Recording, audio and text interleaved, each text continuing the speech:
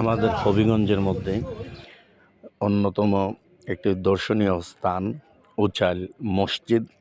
এই মসজিদের পাশে বন্ধুবর রাজু ভাইয়ের নানার বাড়িতে দাওয়াতে গেছিলাম। দাওয়াত খাওয়ার পরে মসজিদটা দেখে আসলাম। আলহামদুলিল্লাহ, অনেক সুন্দর একটা মসজিদ, খুব ভালো লাগলো। আমাদের হবিগঞ্জের মধ্যে উচাইলের মসজিদ তো অন্যতম দর্শনীয় স্থান হয়ে উঠেছে।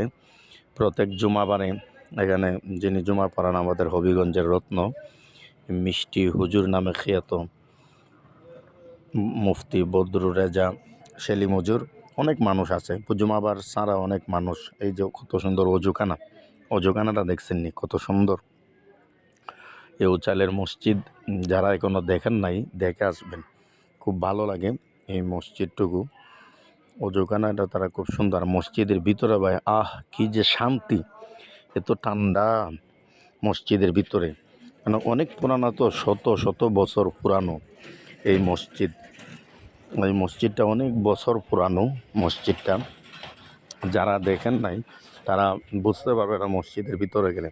এবং মসজিদের পাশে যে মিনারের উপরে থেকে ভিউটা দেখতেছেন কি সুন্দর, মানে খুবই ভালো লাগছে ভিউটা এখন, খুব সুন্দর মিনারের উপর থেকে ভিডিওটা করা। বিশেষ করে মসজিদের পাশে তরফ বিজয়ী যেসব আল্লাহর ওলিদেরকে বলা হয়, এরকম একজন আল্লাহর ওলির মাজার ওই মসজিদের পাশে। আপনি কিন্তু সাথে সাথে মাজারও জিয়ারত করে